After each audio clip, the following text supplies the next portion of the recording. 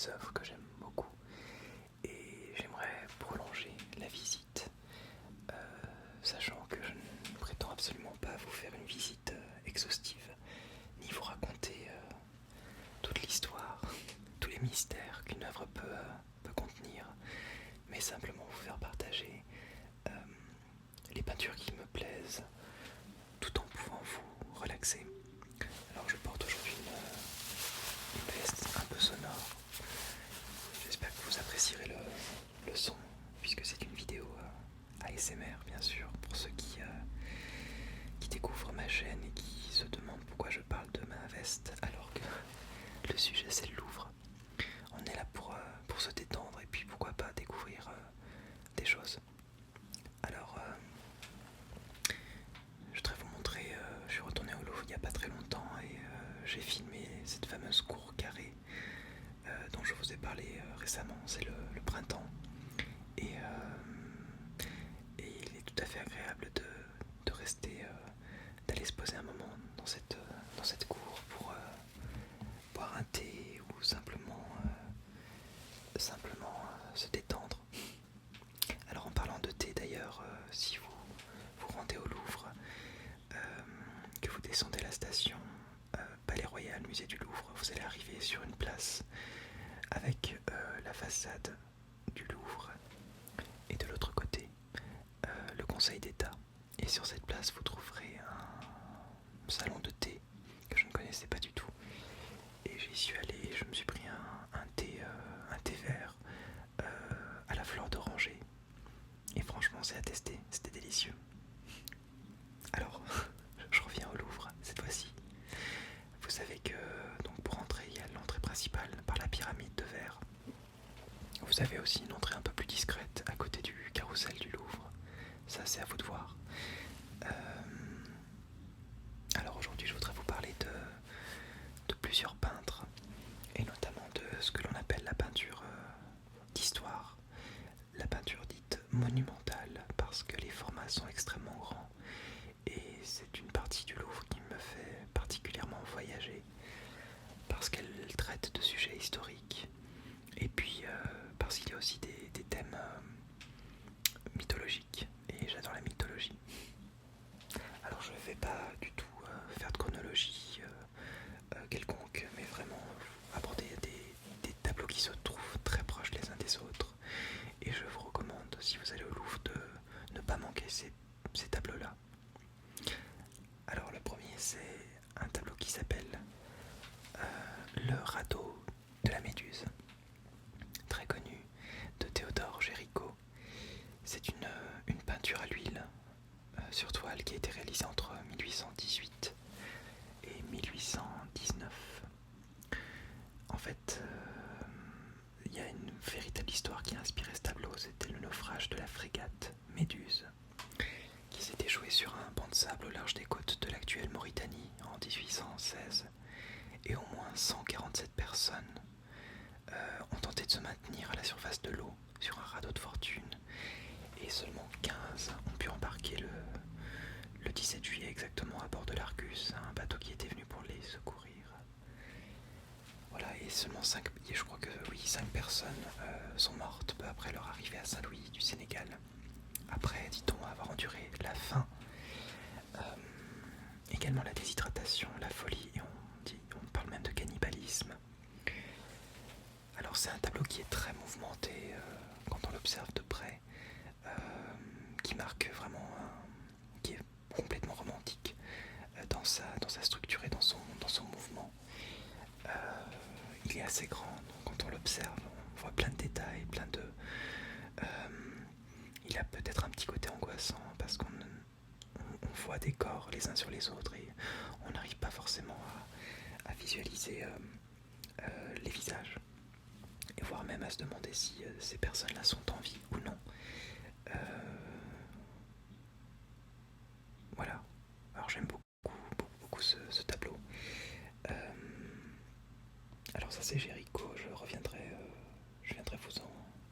en reparlerai dans un petit moment. Alors le deuxième tableau dont je voudrais vous parler, cette fois choisi, c'est un tableau de Delacroix que vous connaissez sans doute, puisqu'il s'agit de la liberté guidant le peuple. C'est une peinture à l'huile qui date de 1830 et elle est inspirée de la révolution des Trois Glorieuses qui s'est passée en 1830. On parle aussi de scènes de barricades. Bon, alors elle a été exposée à de multiples endroits avant d'arriver au Louvre. Elle a même été au Louvre-Lens récemment, avant de revenir au Louvre à Paris. C'est une œuvre qui est assez imposante et c'est une scène qui se passe à Paris. On peut le voir parce qu'on voit les tours de la cathédrale Notre-Dame qui ressortent de l'arrière-plan avec à travers la fumée. Et il y a une foule d'émeutiers qui franchit une barricade. On voit des pavés, des poutres qui forment cette fameuse barricade. Et puis les corps de soldats morts qui apparaissent presque désarticulés. Il y a un ouvrier, il y a un paysan blessé.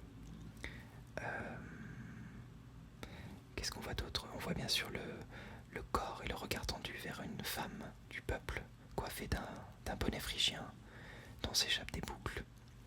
Et celle-ci est représentée en pied et occupe la place principale. Elle brandit un drapeau tricolore qui occupe l'axe médian de la toile. Sa poitrine est en partie découverte. Et puis on distingue 4 autres personnages aux abords de la barricade. Deux enfants, des rues, l'un avec un béret, et puis la bouche ouverte sur un cri, et l'autre qui est coiffé d'un bonnet de police, s'agrippant au pavé.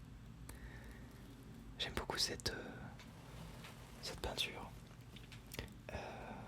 On dit même que Victor Hugo s'en est inspiré pour trouver son Gavroche.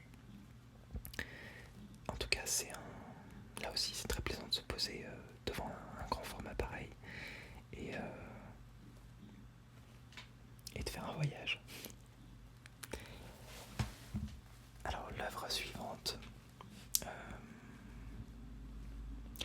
laquelle est-ce que je vais choisir? Je vais vous parler de mythologie. Alors, c'est une... je vous avais dit, je crois... Non, je vous avais parlé de Géricault, donc je voudrais vous parler cette fois-ci de Girodet, et notamment d'une peinture qui s'appelle Le Sommeil d'Endymion. Alors, Endymion, c'était précisément un roi d'Élide, où en fonction des versions, on parle aussi d'un simple berger qui aimait de tout son cœur la déesse de la lune, que l'on appelait et qui s'appelle toujours Sélénée. Et la représentation la plus connue de ce mythe, il y en a bien sûr d'autres, c'est celle de Girodet qui a été peinte en 1791. Alors le berger est représenté endormi dans une posture lascive, avec un modelé tout en courbe, sans musculature visible, ce qui était contraire à l'académisme de l'époque. Et la déesse Sélénée n'est présente que sous la forme d'un éclairage, dont un rayon vient effleurer la bouche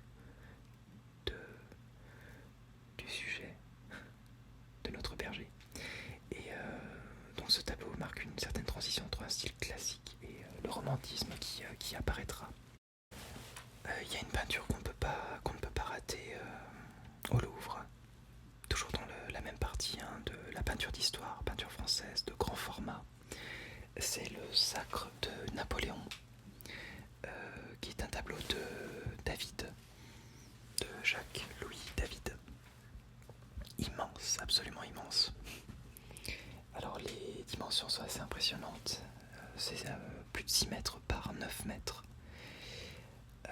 C'est un tableau qui a été peint entre 1806 et 1807. Et David était le peintre officiel de Napoléon Ier à cette époque-là.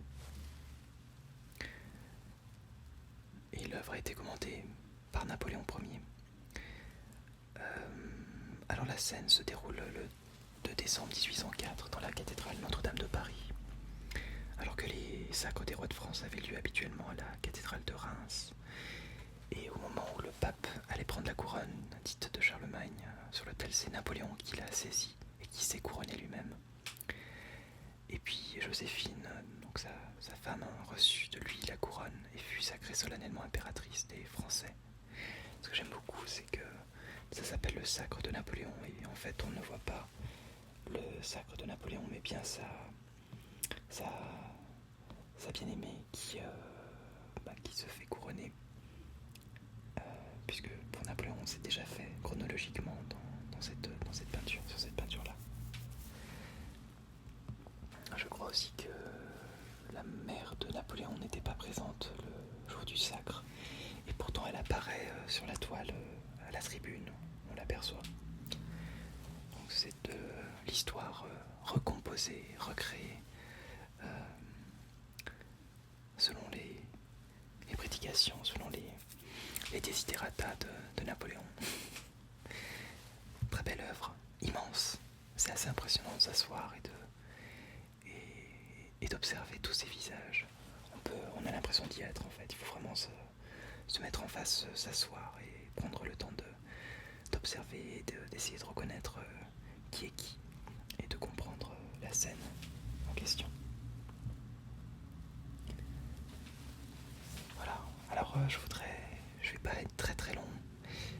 Vous savez que j'aime sélectionner des œuvres et ne pas en citer trop. Donc je terminerai par la Grande Odalisque qui se trouve dans la même salle. Donc si vous allez au Louvre et que vous voulez voir ces tableaux-là, vous n'aurez pas à faire 300 mètres puisqu'ils seront tous dans la même pièce ou dans les deux pièces contiguës. Il s'agit de la Grande Odalisque du peintre Ingres. Et donc c'est une peinture qui n'est pas du tout aussi immense que les autres. C'est un format de 91 cm par 1,60 m. Alors, pourquoi odalisque? Ce mot désigne une femme de harem, et donc si on regarde cette peinture, il y a des éléments présents et des objets divers qui évoquent cette dimension orientale, comme un éventail, des bijoux ou encore un turban.